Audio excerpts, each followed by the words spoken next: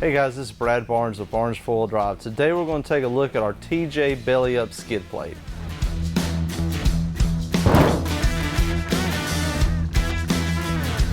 Our TJ belly up skid plate will work with all years of the TJ and all the factory drivetrain combinations. If you've switched out the drivetrain in your TJ, you're going to want to go with one of our DIY skid plate kits.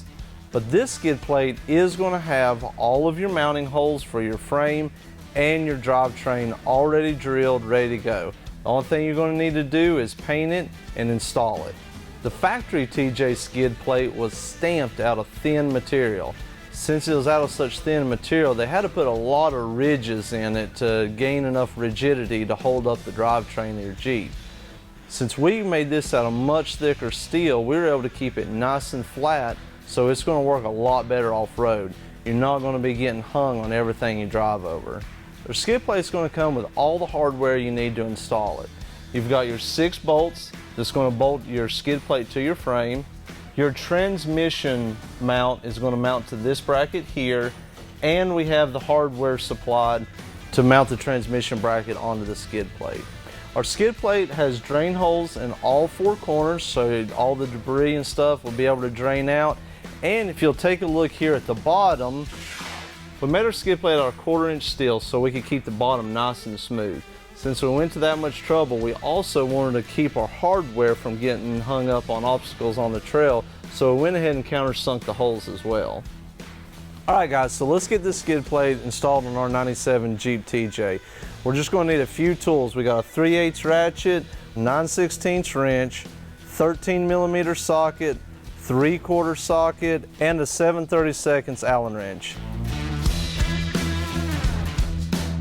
Okay guys, so we got our Jeep on a nice level surface and we got our part brake on. We're ready to start the installation.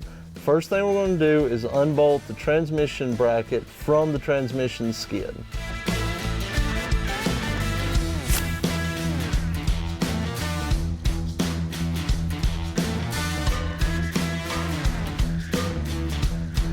Okay guys, we got the 4 nuts off that hold the transmission bracket onto the transmission skid plate. Next thing we're going to do is put a jack stand here under our transmission. Then we're going to support the weight of the transmission and transfer case with our shop jack. That's going to let us take the 6 bolts out that hold the transmission skid plate onto the frame.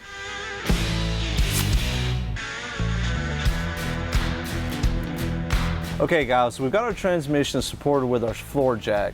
Now we're ready to take the 6 bolts out that hold the transmission skid plate to the frame.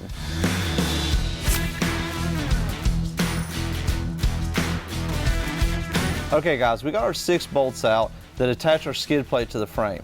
Now we're ready to lower our transmission down on our jack stand.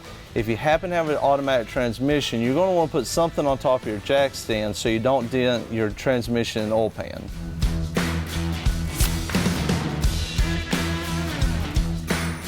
Okay, so we got our factory transmission skid plate out. Our transmission and transfer case are resting on the jack stand. We can take a little bit closer look at what the factory skid plate looks like. Alright, so let's just have a little look at the bottom of the skid plate. Like I said earlier, these are made out of thin material. To compensate for the thin material, they've had to add a lot of ridges and humps into the skid plate to give it the rigidity it needs to be made out of thin material.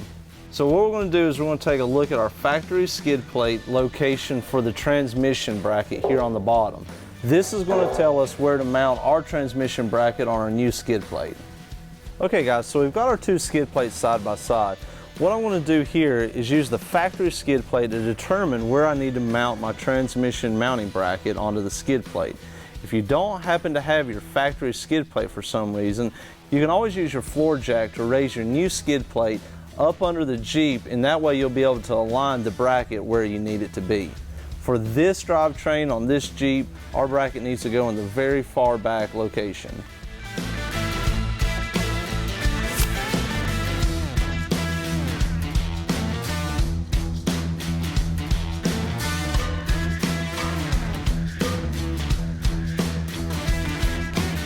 Okay, now that we got our transmission mount bracket attached to our skid plate, we're ready to use our floor jack again to roll the skid plate under the Jeep and lift it into place.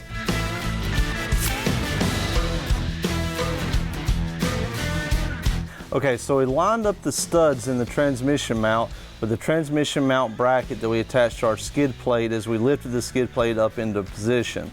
Now, with our new hardware that's provided with the kit, we'll put the 6 bolts in that hold the skid plate to the frame.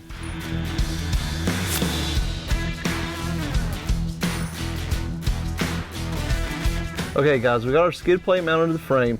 Now all that's left is we're going to tighten their nuts that hold the transmission mount to the transmission mount bracket.